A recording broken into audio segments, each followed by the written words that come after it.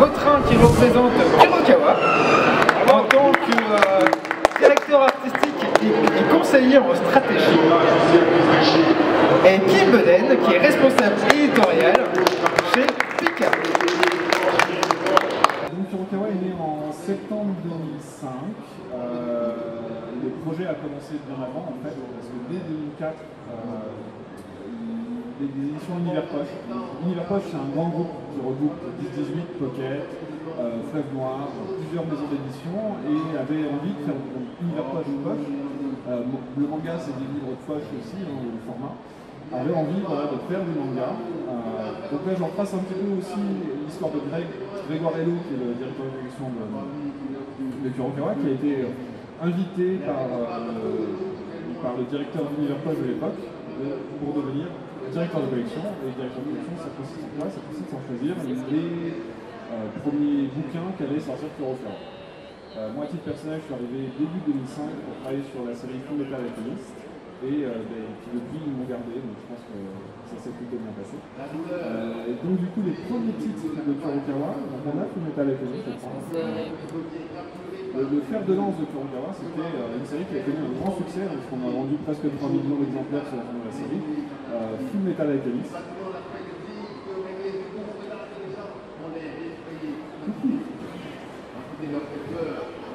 Full Metal Alchemist, Satan 666 aussi, qui était un grand succès à l'époque.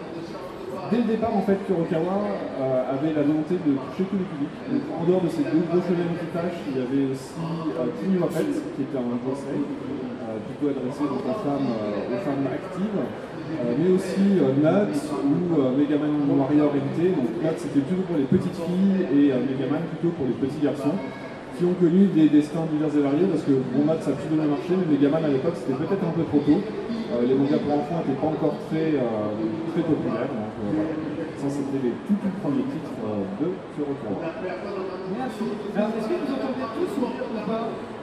Est-ce que vous entendez bien ou pas? Oui? Ok. Dehors. D'accord. Alors, Pika, c'est 15 ans, donc il est né en l'an 2000. Alors après, c'est un peu comme ça. Il y a une histoire avant. Voilà, il y a de la triche. Il y a de la triche. Pas vraiment les 15 ans de Pika. Pika en tant que tel, mais avant Pika, il y avait Manga Player, Player One, donc des publications en kiosque de presse. Player One, c'était sur le jeu vidéo. Le jeu vidéo, au bout d'un moment, l'éditeur s'est rendu compte que ça avait quand même un lien fort avec le reste de la culture japonaise, dont le manga.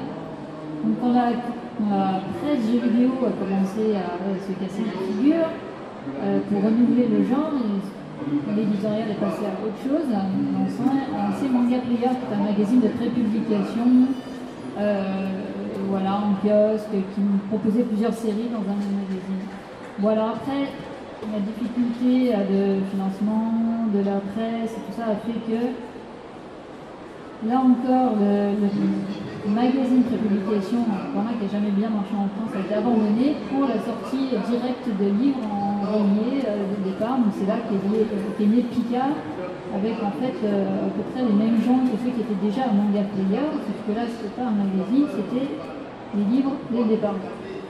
Alors, logiquement, en fait, une partie des publications Manga Player s'est retrouvée dans le catalogue de Pika ensuite, dont Magic Knight Chaos, Am I Goddess, tous ces gros titres qui avaient eu beaucoup de succès et donc qui avaient suscité l'attente. Mais c'est vraiment enrichi et c'est beaucoup élargi au fil des temps, ce qui fait que maintenant Pika est connu non seulement pour le shonen qui tâche, mais aussi pour le shoujo qui tâche et le seinen qui tâche. Il a 200 là pour le coup. Non, on a des trucs plus délicats. C'est pas moi. Ah, c'est pas toi? C'est éclistique. Ce n'est pas lui qui a la photo. Franchement, t'es super standard. Tous les blancs se ressemblent. Quel est cet usurpateur?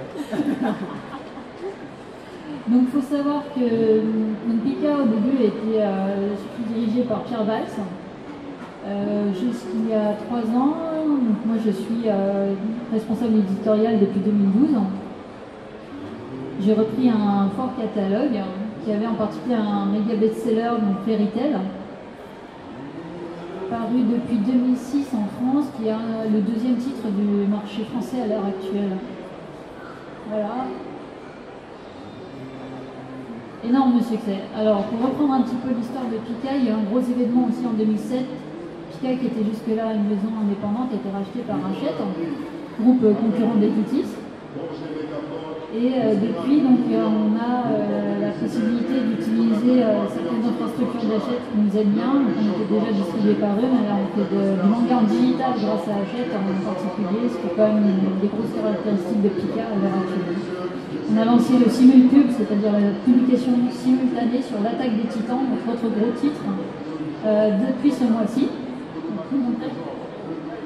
Ça veut dire que tous les mois, maintenant, on aura le même chapitre en magazine papier japonais et en digital français.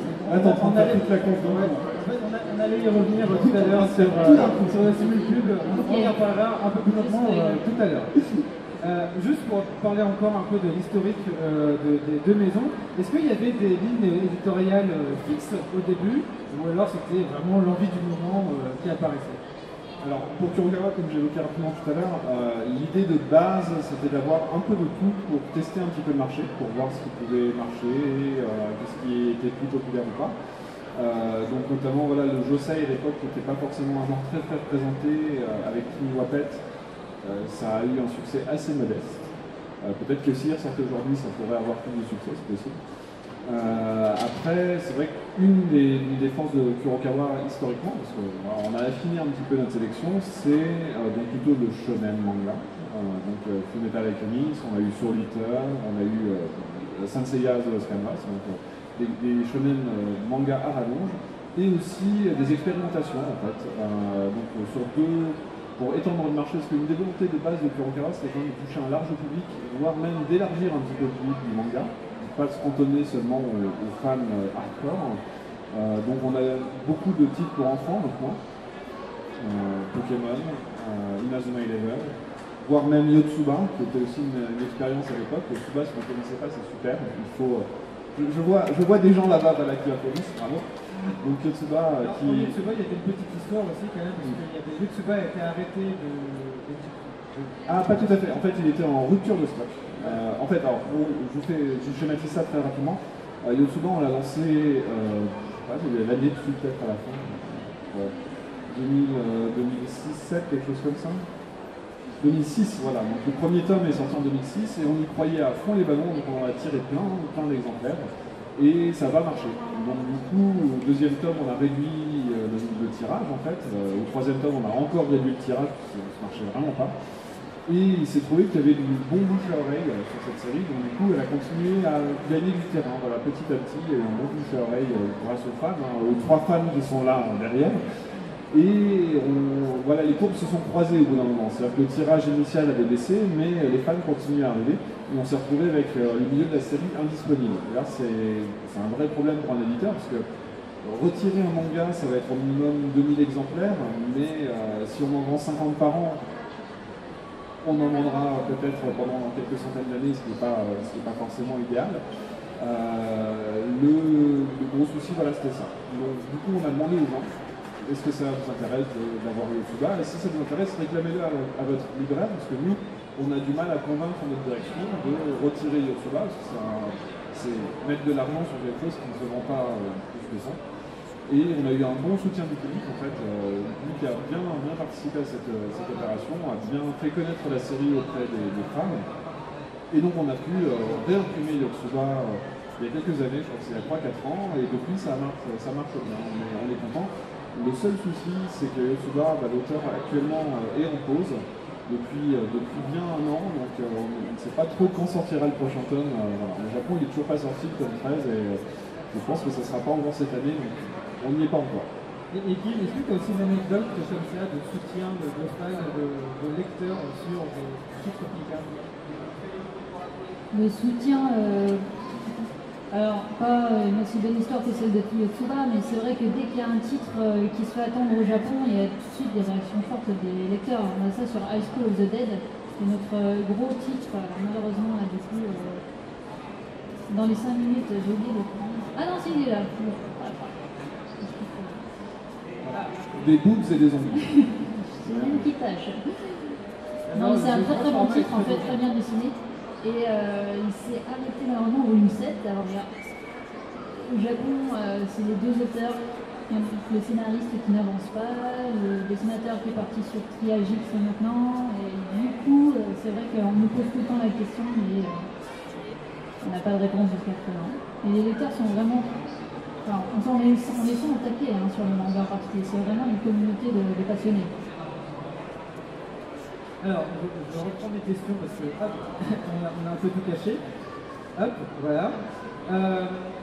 Pour faire rapidement un petit état des lieux, il y a eu des fans qui veulent faire un engouement particulier sur des titres. Et pour faire un état des lieux rapidement du marché à l'état actuel, pour vos deux maisons, ou même sur l'état du marché du manga en général.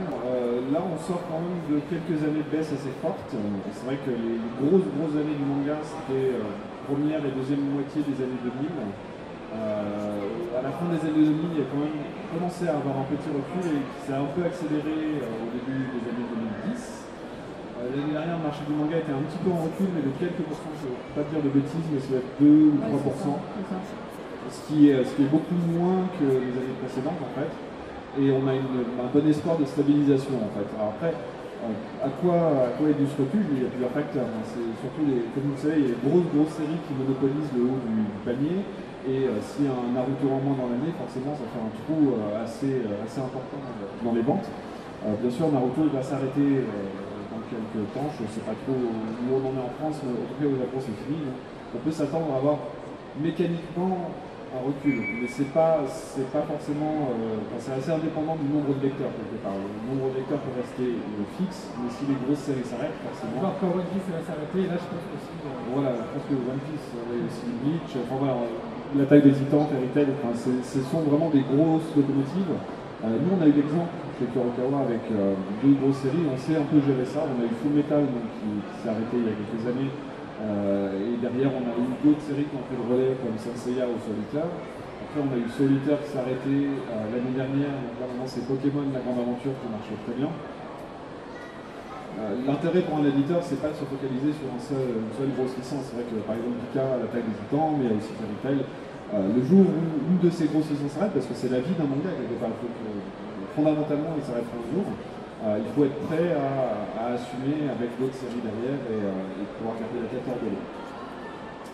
C'est vrai qu'on, pour revenir sur l'état du marché, on a morphé, le marché du manga a morphé entre 2007 et 2010 en particulier, après un petit peu de stabilisation. Les 2 premiers mois en 2015 sont plutôt positifs, donc on attend de voir ce que ça va donner.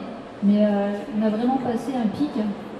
On retrouvera sans doute jamais un tel engouement pour tout ce qui sort, avec des gens qui achètent vraiment, déjà parce que c'est plus possible.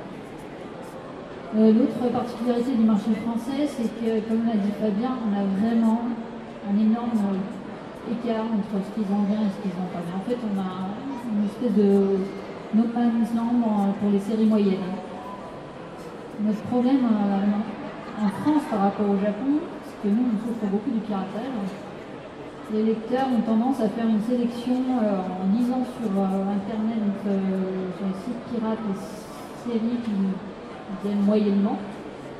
On a acheté que celles qu'ils aiment beaucoup, et donc on a cet effet de best-sellerisation qu'on vit dans le milieu. Vraiment, on vend beaucoup de Fairy Tail, on vend beaucoup d'Attaque des Titans, mais pour les séries comme ça qui n'attirent pas l'attention poussée du public, les gens s'écœurent. Et on a de plus en plus de séries qui ne sont pas mauvaises en soi, qui marchent bien même au Japon, mais qui en France n'arrivent pas à gagner de l'argent dessus parce que les gens préfèrent le lire rapidement sur Internet.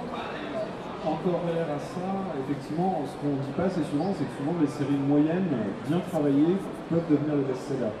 On a, par exemple, on parlait tout à l'heure de Satan 566, l'auteur qui est le frère jumeau de l'auteur de Naruto. Au Japon, c'était une série moyenne. Après, même Blazer Drive, sur les derniers tomes de Blazer Drive, on en vendait plus qu'au Japon en fait, en France. Donc ça veut dire que même une série moyenne, si elle est bien travaillée, on peut la faire un peu émerger.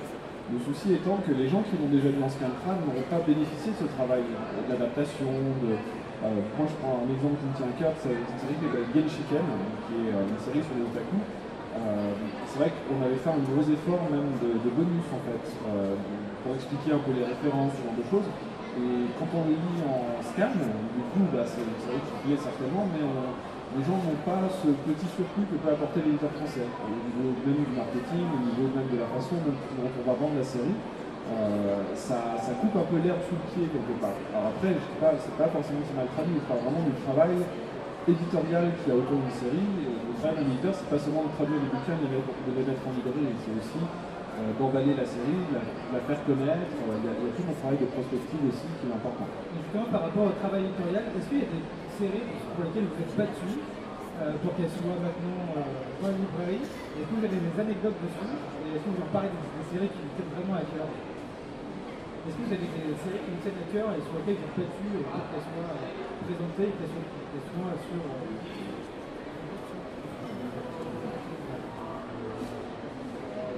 On a parlé de Tsubasa tout à l'heure, c'est un exemple parmi tant d'autres où il faut y aller, il faut faire connaître la série auprès des gens, il faut... le travail de l'éditeur, c'est une chose, mais il y a aussi un peu le travail des lecteurs. Je suis désolé de vous donner du travail, chers amis, mais c'est vrai que quand on aime une série, ce qui est sympa dans la communauté des fans de manga, c'est aussi de partager en fait. On a vraiment un côté partage et recommandation, prescription. Même si un éditeur pourra faire un travail marketing en disant c'est super, le rôle d'un éditeur c'est pas de dire ouais c'est pas mal. On ne peut pas dire ça. Il faut forcément qu'on mette en avant la série et la petite couche supplémentaire ça viendra des lecteurs qui diront ah ouais c'est super. Donc, du coup le fait d'avoir un adoubement aussi des lecteurs est super important. On l'a eu sur Pokémon par exemple. Dans Pokémon La Grande Aventure. Je me monopolise un peu la parole, ça te dérange. Vas-y, je me rends. Tu te ranges à bien avec ça va. Pokémon La Grande Aventure, en fait, il y a une histoire éditoriale un peu particulière parce que c'est un manga qui est sorti au début des 2000 chez Glénat. Alors selon les critères de l'époque, ne s'est pas très bien vendu pour eux. Donc, en même temps que Glénat, ils avaient Dragon Ball, One Piece. Je pense qu'effectivement, en dessous de 1 million d'exemplaires, ils n'étaient pas contents. Alors qu'aujourd'hui, je pense que ça serait une très bonne vente. Et du coup, la série s'est arrêtée. En fait, elle s'est arrêtée, surtout Pokémon, c'est par arc scénaristique. Et le premier arc scénaristique faisait 7 tomes, ils en ont fait que 6. Ce qui était un peu frustrant. Ils n'ont pas tous attrapé. Ils n'ont pas tous attrapé, alors, carrément pas. Mais du coup, alors nous, quelques années plus tard, alors une décennie plus tard même, on a voulu relancer cette série, mais on a commencé directement par l'arc actuel, c'est-à-dire Pokémon Noir et Blanc, voilà, c'est par jeu vidéo en fait, qui était l'arc du moment en tout cas pour Nintendo DS. Et beaucoup de fans ont commencé à nous réclamer ah ouais mais on n'a jamais eu la fin de la première série, on aimerait bien avoir la première série. Et nous on était un peu dubitatifs parce que alors faire attention aussi, internet c'est une caisse de résonance et c'est souvent 10 000 personnes qui sont sur 15 forums différents et voilà, ça reste 10 personnes et pas 150. Donc du coup, on a réfléchi, on s'est dit, on a vu les auteurs de Pokémon Noir et Blanc sont venus en France, on a vu qu'il y avait beaucoup d'adultes en fait qui aimaient Pokémon, qui étaient venus au centre de dédicace des auteurs de Pokémon en France, qui dit ah il y a peut-être on va essayer, mais on ne pouvait pas les ressortir directement, donc on s'est dit on va les ressortir en gros tomes, comme ça au moins si on se porte on n'a que 3 tomes à sortir et pas 7. Et au final, donc on les a sortis, ça s'est très bien passé. On a eu beaucoup de retours de fans qui ont parlé aux autres fans. Les fans de Pokémon ont des sites spécialisés autour de Pokémon. Donc les sites de Pokémon ont fait le forcing en disant c'est super, achetez-le, achetez-le. Et c'est un gros succès parce que c'est le meilleur lancement de l'année dernière, en fait, en 2014. Ce sont de très bonnes ventes. Donc merci beaucoup parce que nous, on s'y attendait pas en fait. On le faisait à moitié pour faire plaisir aux quelques gens qui nous avaient demandé. Et aussi à l'éditeur qui nous avait dit allez, ce serait sympa quand même de le sortir. Et au final, c'est un grand succès, donc on est vraiment très heureux. Et toi, Kim ? Alors déjà, en tant qu'éditeur, c'est pas parce qu'on est éditeur qu'on dit que c'est bien en fait, c'est parce qu'on croit, parce qu'on aime la série, qu'on lance une série. Enfin, surtout là, moi je suis en responsable éditorial, donc c'est moi qui choisis les séries. Et vraiment perso, toutes celles que Pika lance, celles que j'ai choisies, on les lance parce que moi déjà, ça m'a fait vibrer. Donc j'ai envie de le faire découvrir aux gens. C'est vrai que c'est pour ça qu'on a envie de les défendre et qu'on a envie que le mot se répande et que c'est bien et que ça conforte notre première impression. Après, quand ça ne marche pas, c'est vrai que c'est dur personnellement, mais bon, on ne se l'explique pas toujours. Depuis que je suis arrivée, il y a 2 deux séries dont je suis particulièrement déçue des résultats, c'est Kiraya Fole et Space Brothers, qui sont pour moi des séries exceptionnelles. Ouais, Space Brothers, c'était quand même ma série préférée depuis un certain temps. C'est un CNN sur deux frères qui rêvent d'une seule chose, c'est d'aller dans l'espace. Du coup, pour celui-là, j'ai tout emmené sauce Space Brothers. On va faire les Space Brothers dans la scène des Space Brothers. Voilà, c'est ça. Alors, les casques, et on est deux frères. Voilà. Et voilà, en fait, c'est vraiment un manga qui me prouve aux adultes qu'on peut toujours retrouver ses rêves d'enfant. Et que quand on se bat pour quelque chose, on y arrive. Ça commence quand même par le héros qui se retrouve au chômage, donc c'était assez actuel, on va dire, dans la thématique. Et on a quand même mis pas mal de choses pour le lancement. On a fait une fusée pour mettre les livres, il y a eu du bon bouche à oreille chez les libraires. Voilà, le lectorat n'a pas suivi, donc ça n'a pas fait les résultats qu'on espérait. Kiraya Fole, pareil, c'est un shoujo que j'aimais beaucoup, qui montre la passion, qui montre que les filles, c'est pas seulement elles n'ont pas besoin des garçons pour exister, et qu'elles peuvent lancer elles-mêmes des initiatives. Là encore, peut-être le thème, peut-être le fait qu'il n'y avait pas assez de romance, ça fait que ça n'a pas marché, mais en tout cas, on s'est battu pour, on est content de l'avoir fait. Et le fait est qu'en fait, de plus en plus, c'est comme ça dans le manga. Comme on n'est plus dans une pente ascendante, on a en gros 10 échecs pour une vraie grosse réussite avec beaucoup de ventes. Mais bon, comme on est quand même dans un marché où les gens sont très demandeurs, il y a beaucoup de lecteurs qui attendent de nombreuses séries différentes, et il faut quand même montrer qu'il y a diverses choses qui existent. On va continuer comme ça à essayer de faire des choses un peu différentes. Et pour recruter des nouveaux lecteurs aussi, comme tu as parlé, c'est un gros enjeu de recruter les plus petits et les plus grands. Il y a pas mal de gens qui arrêtent de lire du manga autour de 25-30 ans, peut-être par manque justement de thématiques qui pourraient les intéresser. C'est vrai que le marché étant ce qu'il est, aujourd'hui on est plus à essayer de nouvelles choses en fait. Ça nous force quelque part, hein. C'est aussi une façon de procéder, d'essayer de nouvelles thématiques. C'est vrai que la recette, on va dire, habituelle du shonen, un peu une équipe qui part à l'aventure, un mec ténébreux, une fille... voilà, ça marche bien par contre, ça marche bien.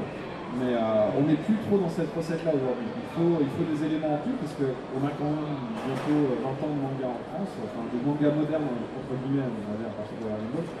Même chez Kurokawa, on essaye de sortir un peu de ce moule-là. On peut avoir des shonen comme Bloodbath, dont l'auteur était là tout à l'heure, on a beaucoup d'humour, on a des références différentes, ou même des shonen totalement originaux comme Silver Spoon, par l'auteur de Fullmetal Alchemist, qui est là pour le coup un shonen qui se déroule dans un lycée agricole et qui est vraiment passionnant aussi. Et c'est très drôle, on apprend beaucoup de choses et on a limite envie d'aller dans une ferme agricole. Non, ça donne faim. Alors moi, le vrai problème que j'ai avec Silver Spoon, que j'ai la chance de travailler dessus, c'est quand on bosse dessus le soir et qui parle de raclette, qui parle de saucisses, de hot dog, à 23h, c'est intenable, j'ai envie de manger une raclette, et en plus la saison, alors je suis un peu dégoûté, j'ai vraiment envie de manger une raclette, et là la saison des raclettes se termine, donc j'ai le fromager et plus de raclette, donc j'ai dégoûté. À un moment où il faut les barbecues et tout, c'est juste... Voilà, ça donne vraiment faim, et ça reste un shonen manga en fait. Donc ça prouve aussi que dans un genre prédéfini, entre guillemets, on peut quand même trouver des accroches différentes et des points de vue différents, donc c'est vraiment un univers passionnant, on fait toujours des choses nouvelles en fait. Mais c'est vrai qu'au bout de 10 ans ou 15 ans d'édition, on se rend compte qu'on a juste gratté la surface de la diversité de ce qui existe en manga. Au Japon, il y a vraiment une diversité extraordinaire. C'est vrai, c'est de 7 à 77 ans, de 7 à 90 ans. Tout le monde peut lire du manga et on a juste commencé à donner un tout petit aperçu de ce qui existe. Alors après, il faut y aller petit à petit pour que les lecteurs nous suivent, parce que quand on va trop vite, peut-être sur Space Brothers pour Kimi Wapet, c'était trop rapide justement. La différence entre l'idée que les Français se font d'un manga et l'offre qu'on en fait que des fois les ventes ne suivent pas. Mais on a vraiment de quoi, on a un puissant fond de nouvelles œuvres, de thématiques qu'il faut réussir à montrer de la façon plus approprié au lectorat français. Justement, au niveau du futur du manga, qu'est-ce que vous allez mettre en place? Tout à l'heure, tu as commencé à parler d'un peu de Simulpub. Est-ce que tu peux nous expliquer ce que c'est, pourquoi c'est parti, et de quoi c'est parti le Simulpub, et comment en fait ça a fonctionné? Et puis après, c'est de l'autre côté, Kurokawa, vous avez aussi. Juste ajouter un mot, en fait, c'est pour terminer sur le présent, entre guillemets. Ce qui est très important pour l'éditeur, ce sont les lecteurs, en fait. Et comme disait Kim, c'est dur parfois d'être d'accord avec ses lecteurs. Donc c'est vrai qu'on est très demandeur aussi de retour, en fait. Bon, il y a toujours des gens qui veulent la dernière série sortie au Japon, il y a un seul chapitre, vite publié en France. Ok, on va se calmer, ça peut faire comme ça, on ne peut pas faire forcément aussi rapide, mais on est toujours demandeur de retour de ce qu'aiment les gens. Et c'est pour ça que les salons, comme le Salon du Livre, Japan Expo, ce genre de choses, l'équipe éditoriale en général est présente sur le stand pour voir les réactions des gens en fait. Pour pouvoir, c'est le seul moment où on a vraiment ces lecteurs en face. Après on peut aller se coller à la FNAC et puis regarder, ah lui il a j'ai vu là, il rigole là, page 7, il rigole. Mais généralement c'est plutôt dans les salons où voilà, on peut discuter avec les gens et on a des retours et c'est très très précieux pour notre travail en fait. Donc merci à vous lecteurs. Du coup je vais reprendre sur la question sur le futur. Ouais. Ah oui, il y a un petit timer quelque part. Là c'est le timer.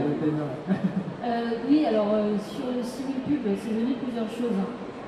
D'abord, parce qu'effectivement les lecteurs sont très demandeurs, mais tout de suite, la série est parue au Japon, tout de suite, maintenant il faut qu'elle vienne en France. La situation il y a 20 ans, c'était qu'il y avait plein de séries à succès qui étaient déjà finies au Japon, donc c'était tranquillou, l'éditeur pouvait piocher dedans, il n'y avait pas trop internet en plus, il y avait que le livre à papier pour ça, maintenant c'est plus le cas. Maintenant on a un peu fait le tour de toutes les grosses séries historiques japonaises. Il faut qu'on trouve dès le premier chapitre ou dès le premier volume les nouvelles séries qui vont faire l'étincelle en France. Sachant que les tops français et les tops japonais commencent à être de plus en plus différents. Donc on ne peut plus utiliser les vieilles ficelles de ce qui marche au Japon, ça va marcher en France. On a commencé le Simulpub sur ce mois-ci sur l'attaque des Titans parce que c'était quand même notre gros titre qui fait du buzz avec un scénario. Ouais. Avec un scénario qui est tellement accrocheur que c'était parmi les titres, voilà, on a envie de connaître la suite très très vite. C'était aussi une demande de nos partenaires de Kodansha, qui sont très avancés sur le sujet, ont commencé aux États-Unis, et comme la France est aussi un très gros marché à l'étranger, ils voulaient absolument qu'on fasse aussi en version française. Donc des deux côtés, on était vraiment d'accord pour commencer par ça. Le Simulpub, ça en fait, c'est pas de la publicité, c'est simultaneous publication. Ça veut dire que au Japon, le magazine de prépublication sort tous les 9 du mois. On a les matériels, donc les datas, c'est-à-dire les scans, enfin, en gros les scans des pages, une semaine avant. Et en gros 5 jours, on doit faire la traduction, le lettrage, la relecture, l'envoyer au libraire d'e-book pour que ce soit distribué et que le 9, on est en même temps dans tous les e-libraires de France, donc Google, Amazon, Unilog et compagnie, et en même temps au Japon. Il faut savoir qu'une fois qu'il est sorti en magazine au Japon, il sera immédiatement scanné par on ne sait pas qui, c'est un peu la chasse aux sorcières. Même un peu avant. Même un peu avant, parce qu'il y a des espions dans les imprimeries. C'est le gros souci, c'est qu'il y a beaucoup de fuites dans les imprimeries ou chez les distributeurs, et souvent, voilà, même en faisant tous les efforts du monde, ils sont déjà sur Internet. Voilà, donc avant même que le magazine sorte sur Internet, c'est traduit en chinois, ensuite du chinois vers l'anglais aux États-Unis et de l'anglais vers la France. Donc au final, la trad n'est pas géniale, mais le manga, sa force, c'est que ça passe par l'image. Donc même si la trad n'est pas géniale, on comprend ce qui se passe. Voilà, on avait toujours un train de retard sur les fans qui avaient le chapitre avant que le bouquin sorte, hein, c'était fatal. Donc on a commencé là-dessus, on a des bons retours, après on va essayer de développer ça sur d'autres séries.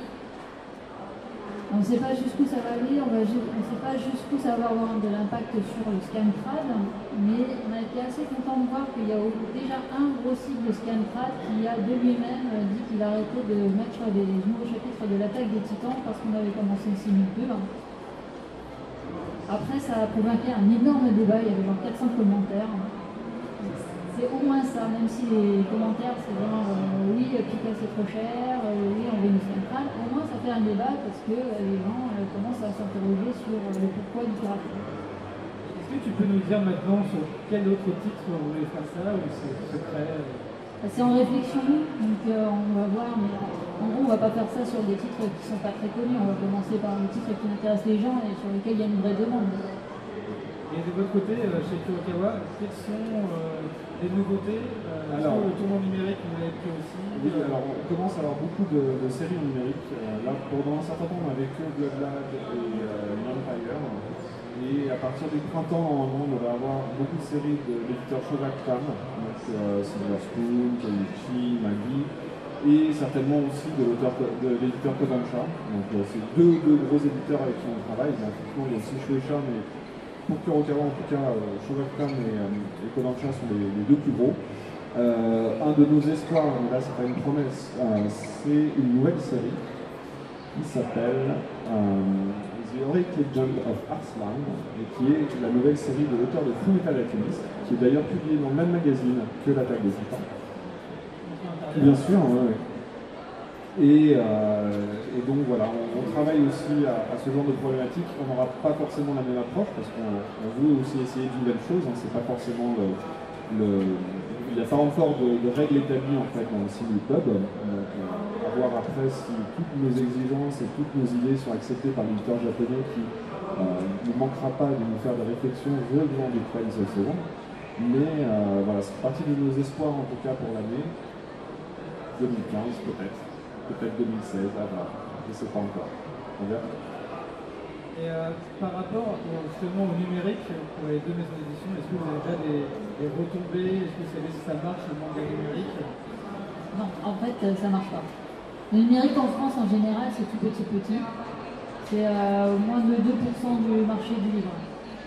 On est très loin des résultats des États-Unis où ils en sont à 20-30% du marché du livre avec, il faut dire, très peu de librairies en fait, très peu de possibilités d'avoir accès facilement aux livres papier en général chez eux.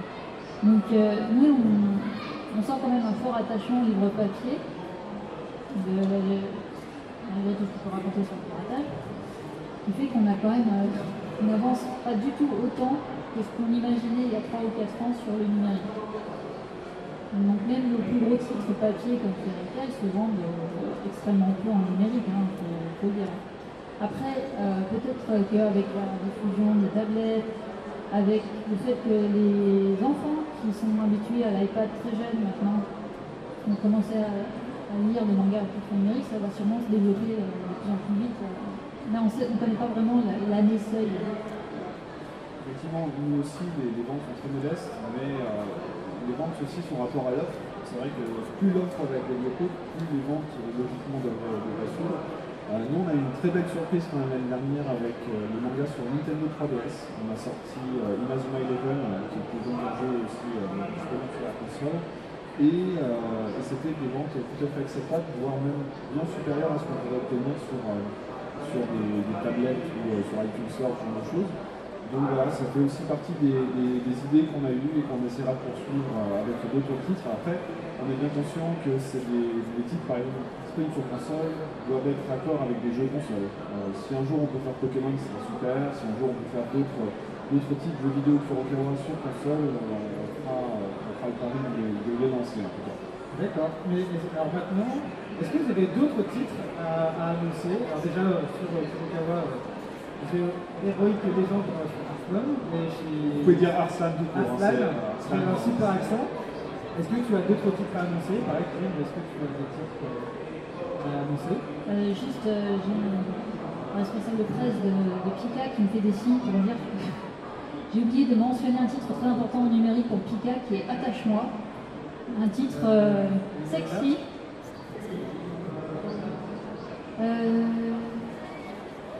Voilà, moi je crois en fait, c'est dans le même magazine que Step Up Love Story.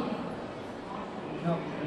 Qui est notre gros titre collection osée, on va dire, Senpai. Alors je vais pas l'ouvrir. Donc voilà, c'est typiquement le genre de titre qui marche bien en numérique en France. C'est des titres qu'on a un petit peu honte d'acheter en librairie papier. Donc là, on peut les prendre en secret sur son iPad. Et Et là, pour le coup, on a vraiment eu, ça se vend à des niveaux jamais vus pour le numérique. Ah ouais. Ouais, ça détonne. Comme quoi, en fait, c'est pour ça le moteur. Hein. Voilà, donc on a de l'espoir pour le titre sexy. D'accord. Nous aussi, on espère sortir nos Okeanos dans l'année en numérique avec le même succès. Qui est un titre qui plaît. Pareil, je vais pas ouvrir nos Okeanos, mais. Ouais, ça reste mais gentil. Mais c'est l'Espoir Jeunesse, effectivement, en fait, juste laisser comme ça. qui est un titre qui plaît autant aux filles qu'aux garçons, en fait. Donc c'est quelque chose qui nous plaît bien sur nos Okeanos. Sur les salons, c'est même majoritairement les filles qui l'achètent. Okay. Mesdames, je vous enjoins à découvrir cette série un peu friponne. Et d'autres séries à dévoiler sinon dans le futur? Est-ce que vous avez des titres annoncés? On a toujours des gros titres en préparation. Après, ce qui a déjà été annoncé, il y a Birth of Levi qui va sortir. Donc l'attaque des titans étant un phénomène au Japon, c'est vrai qu'on a la chance d'avoir pas mal de séries liées ou de produits liés. Comme la plupart du temps en plus ils sont réussis, ils ne font pas n'importe quoi avec. On va continuer à s'intéresser de près à tout ce qui se rattache à cette série. Pareil sur Fairy Tail, maintenant qu'ils ont compris que sur les attaques des titans ça marchait bien, il y a pas mal de spin-offs qui commencent à être prépubliés, donc pareil, je m'intéresse de très très près. Chez Kurokawa, donc effectivement, on a déjà annoncé Arslan, qui est notre gros titre de l'année, c'est le titre anniversaire. C'est vrai qu'on avait commencé avec Hiro Murakawa et Fullmetal Alchemist. Là, c'est le grand retour de l'auteur au manga d'action. C'est vrai que Silver Spoon était une pause intéressante pour développer autre chose. Là, elle adapte une grande fresque japonaise, c'est un roman à la base, Arslan. Il y a une série télé qui commence bientôt chez Wakanim aussi, donc voilà, c'est un des gros lancements de l'année. Au mois de juin, nous aurons une série qui s'appelle Ultraman. Ça, c'est une série qui est un peu chère à mon cœur, qui est donc la suite de la série Ultraman d'action live des années 60. Donc Ultraman, alors pour le moment, c'est encore en cours de validation, mais il y aura certainement aussi des bonus, un petit peu comme Genshiken à l'époque, pour expliquer ce qu'est le cinéma d'effets spéciaux japonais en fait, pour expliquer d'où vient Ultraman, comment a été conçue la série. Ce qu'on ne sait pas forcément non plus, c'est que le créateur d'Ultraman, c'est aussi le créateur de Godzilla, qui a une vie assez fantastique. Donc si tout est validé, ce qui n'est pas encore le cas, j'espère qu'en plus de l'édition d'Ultraman, il y aura des bonus qui pourront nous intéresser. Et en série, un peu plus tard dans l'année, nous aurons une nouvelle série d'auteurs de Blood Lab qui était là tout à l'heure, donc Hamatora. En tout cas, de beaux titres pour les deux. Alors, tu veux dire quelque chose? Comme tu as tout balancé, parce que je vais continuer. On fait de la battle là, on fait de la battle de balance de licence. Bon, alors nous, on a aussi Another, qui est un titre qui est extrêmement attendu par les fans. J'étais très impressionnée. Another, c'est un titre en 4 volumes, du thriller en milieu scolaire, avec l'histoire d'une classe maudite, qui fait qu'il y a des morts atroces à répétition. Alors quand on a fait l'annonce sur Facebook, tout d'un coup on s'est retrouvé avec 1500 j'aime. C'est incroyable parce que d'habitude on a quelques centaines de j'aime quand on fait une annonce, mais là 1500 c'est bon. C'est un bon titre, mais je ne pensais pas qu'il y aurait autant d'engouement autour de ça, donc je suis très curieuse de voir ce que ça va donner au final. Et en juin, notre grosse sortie, c'est Aphorisme, un titre Square Enix. Alors ça faisait longtemps qu'on n'avait pas vraiment lancé un nouveau titre Square Enix, et c'est un peu l'événement interne à Picard. C'est un titre fantasy avec une école assez spéciale où chaque élève est doté d'un kanji, donc un caractère chinois qui lui donne des pouvoirs spéciaux qui permettent de relever tous les défis qui ont lieu à l'intérieur de cette école assez spéciale. En fait, à chaque fois qu'il y a une éclipse solaire dans cette école, apparaissent des monstres qui n'attaquent que les élèves. Donc, avoir son diplôme, ça veut surtout dire survivre à ces 3 années de lycée. Et ensuite, on a droit à un avenir rêvé dans l'administration ou au poste, mais par contre, il faut survivre. Ça doit donner mon gars, quoi. Voilà, mais dans un univers très bien dessiné, un peu cynisant, avec les caractères chinois, je trouve ça super intéressant. Mais ça, c'est le côté geek de la culture japonaise. Donc de bons gros titres qui vont sortir. Est-ce que vous avez des questions alors poser, ou alors vouloir faire des câlins. Ah, une petite question. Eh bien, on vient vers toi, sinon on peut se faire des câlins. On peut se faire des câlins entre nous, au pire. Je vais pas engueuler si je vais passer le micro.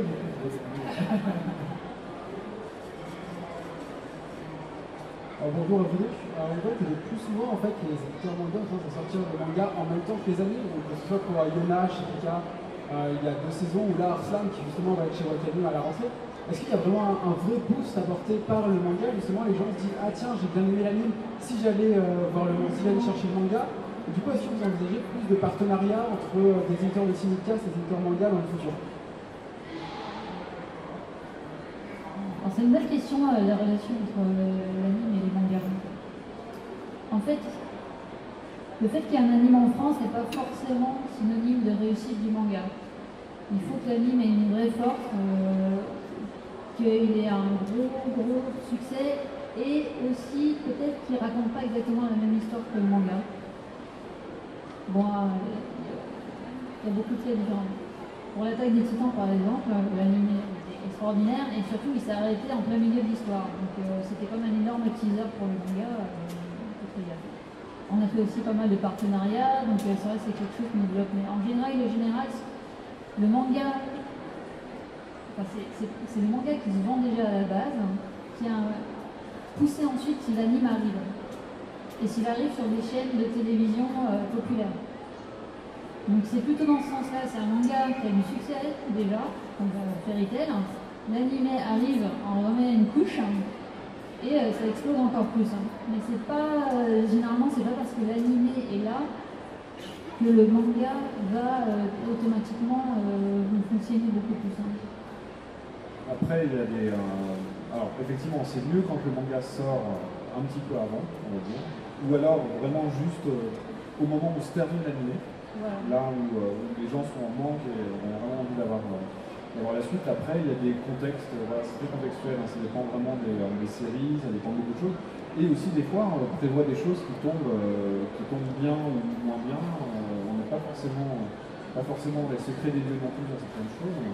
Dans l'exemple de Arslan, par exemple, on a appris que Wakanim allait le diffuser que quelques jours avant la annonce officielle, et je pense que eux ne le savaient pas non plus avant, parce que le simulcast se décide quand même vraiment sur le tard, quelques dizaines de jours peut-être avant la diffusion au Japon, voire même des fois quelques jours ou quelques heures avant la diffusion au Japon. Les contrats sont enfin signés, et tout est bon. Là, pour Arslan, on a quand même la chance avec Wakanim de pouvoir travailler main dans la main, c'est-à-dire que moi, en l'occurrence, en plus de mes attributions diverses et variées, je supervise en fait les œuvres de Hiro Morikawa, et ils ont accepté de reprendre le lexique en fait du manga, parce que le tome 1 est déjà fini, donc il est déjà, là c'est une version presse, mais elle est déjà terminée, et donc du coup le lexique qui a été créé pour le manga sera réutilisé dans la version animée, ce qui permet voilà, justement de travailler un peu de concert comme ça, et quelque part on nous fait aussi voilà, un peu de buzz autour de l'œuvre de manière générale. On espère que ça sera plutôt une bonne chose. Après, il n'y a pas vraiment de règles en fait. Comme disait tout à l'heure, c'est pas parce qu'il y a l'animé que forcément le manga va exploser. Inversement, il y a des mangas qui marchent très bien sans animé, donc il n'y a pas vraiment de recette miracle pour un succès, sinon on serait tous milliardaires, on ne serait pas devant vous, on serait dans des piscines de dollars à Miami, je pense. Alors, la difficulté, c'est que les équipes qui s'occupent de la licence de l'animé et du manga ne sont pas les mêmes au Japon, et du coup, ils n'échangent pas forcément les infos et nous, on les a pas. Donc généralement, quand on a l'info que l'animé arrive, c'est vraiment au dernier moment. L'Attaque des Titans, c'est pareil, on a appris quelques jours avant et on s'est dit vite, il faut qu'on contacte votre famille, pareil, pour faire des listes de vocabulaire communes. Quoi. Mais c'est vraiment au cas par cas. Est-ce que vous avez d'autres questions? Non. Ah si, oui.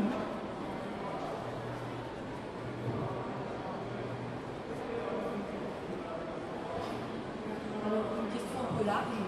Comment est-ce qu'on entre professionnellement dans le monde de l'édition de manga en France? Moi, en fait, avant, je travaillais dans le milieu du jeu vidéo, notamment dans des magazines de jeux vidéo. Grégoire Hello, qui est le directeur de production de Kurokawa, travaillait aussi avant dans un magazine de jeux vidéo. Et quand il est lancé Kurokawa, il a fait Fabien, là, je fais quoi là? Ouais, je m'emmerde un peu. T'as qu'à venir nous aider. Et puis voilà. À la base, c'était plus pour dépanner, notamment sur Full Metal, où il fallait une version un peu comme celle-là, une version presse, un peu à l'avance. Et au final, visiblement, ça a bien plu, donc on a continué à le faire. Voilà, en gros. En fait, j'ai travaillé pendant 4 ans et demi chez Kodansha et je vendais des licences à Kurokawa par exemple. Voilà, donc notamment Jésus et Bouddha par exemple. Jésus et Bouddha. C'est grâce à Clean si Jésus et Bouddha est arrivé en France, parce qu'elle a fait le forcing en plus pour qu'on le sorte. Merci Clean. Voilà, donc je suis passée de l'autre côté de Mignoir, mais c'était moi qui l'utilisais quand il faisait. Ces logos étaient pourris. Ça c'est moche, ça c'est pas beau ça. Non, mais c'est vrai que voilà, on rigole aujourd'hui, mais le milieu du manga est assez petit finalement. On se connaît bien et il n'y a pas de soucis particuliers entre les éditeurs aussi, hein, ça se passe plutôt très bien.